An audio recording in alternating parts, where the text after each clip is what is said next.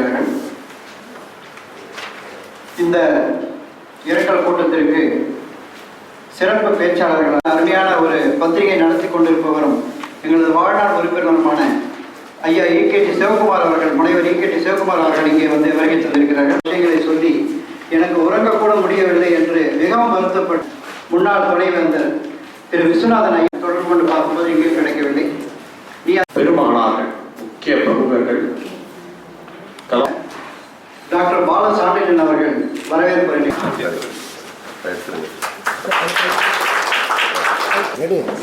நீதானப்பா முக்கியமான ஆளு. அவரு கூட அப்துல் கலாம் கூட அப்படியே சார்.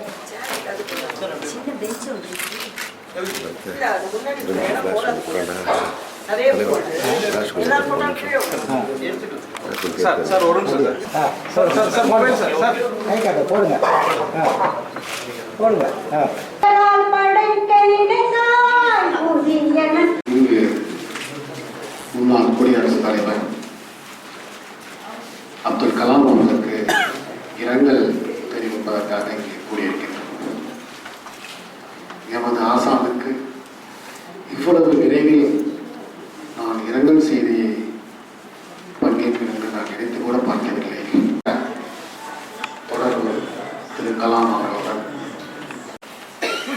ஐஐடியில் நான் ஆராய்ச்சி படிப்புக்காக சேர்ந்த பொழுது எனது தலைப்பு முடிவு செய்யப்படாத அந்த முதல் மாதத்தில் அப்துல் கலாம் அவர்கள் ஐஐடிக்கு வந்திருந்தார்கள். இளம் விஞ்ஞானிகளை அழைத்து ஏவுகணை தொழில்நுட்பத்தை பகிர்ந்து கொள்கின்றேன். நாம் இண்டிஜினியஸாக இந்தியாவில் ஏவுகணை தொழில்நுட்பத்தை உருவாக்க வேண்டும் என்ற முயற்சியில் நான் மெக்கானிக்கல் மெட்டலர்ஜி என்கின்ற தலைப்பில் ஏனென்றால் நான் துணைவேந்தர் ஆவதற்கு முன்பு ஒரு மாதத்திற்கு முன்பு ஜவான்கள் சுஜித் சிங் பட்னால் அவர்கள் என்னை இன்டர்வியூ பண்ணாங்க. ஒரு நான் பயோடேட்டா வச்சுருந்தேன். அந்த பயோடேட்டா பார்த்தாங்க. நீங்கள் இந்த பயோடேட்டாவில் குறியிருக்கிறதெல்லாம் உண்மையா என்று கேட்டார்கள். ஆமாங்க ஐயா கேட்டேன். நான் அப்துல் கலாம்கிட்ட வெரிஃபை பண்ணட்டுமான்னு கேட்டேன். சுஜித் சிங் பட்னால் நீங்கள் தாராளமாக வெரிஃபை பண்ணலாம். நான் கண்டுபிடிச்ச இந்த தொழில்நுட்பத்தினால இந்தியாவுக்கு 300 கோடி ரூபாய் ஃபாரின் எக்ஸ்சேஞ்ச் மிச்சமாகுது ஒரு வருஷத்துக்கு அப்படின்னு நாங்கள் எஸ்டிமேட் பண்ணியிருக்கிறோம். புது இன்வென்ஷன் இது. இப்போ கலாம் பண்ண ப்ராஜெக்ட் உண்மைதானா அப்படின்னு வெரிஃபை பண்ணியிருக்கேன். வெரிஃபை பண்ண பின்னால் தான் எனக்கு பிசி போஸ்ட்டுக்கு எனவே என்னால் வாழ்நாள் முழுவதும் கலாம் அவர்களை என் இதயத்திலிருந்து பார்க்க முடியாது. ஒவ்வொரு நிமிடமும் நான் அவரை எனக்கு குருவாக மட்டுமல்ல இறைவனாகவே நான் பார்க்கிறேன்.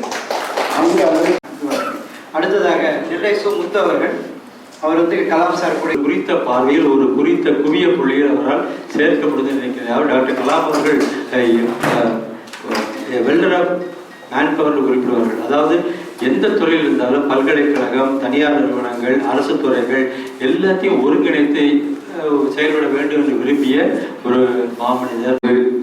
டாக்டர் ஏபிஜே அப்துல் கலாம் ஐயா அவர்களுடைய இரங்கல் நிகழ்வில் கலந்து கொண்டிருந்த அத்தனை ஆன்மாக்களுக்கும் அத்தனை சான்றோர் பெருமக்களுக்கும் தாய்மார்களுக்கும் என்னுடைய பணிவான வணக்கத்தினை தெரிவித்துக் கொள்கின்றேன். டாக்டர் ஏபிஜே ஐயா அவர்களை நான் முதலிலே அண்ணா பல்கலைக்கழக வளாகத்திலே அவர் புல்வெளியில் நடந்து கொள்ளும் போது என் தோளில் கை வைத்து பேசிக்கொண்டு சென்றார். எனக்கே ஒரு ஆச்சரியம்.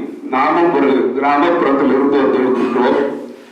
இப்படிப்பட்ட ஒரு அரும்பெரும் மனிதர் நம்முடன் பேசுகிறார், இது உண்மையா அப்படி என்று எனக்கே ஒரு ஆச்சரியம். அப்படிப்பட்ட ஒரு நல்ல மனிதர், பண்பாளர். உலக நாடுகளிலே இந்தியா தலை சிறந்து விளங்க வேண்டும் என்று நம்முடைய வாழ்நாளை எல்லாம் கழித்த ஒரு மாமனிதர்.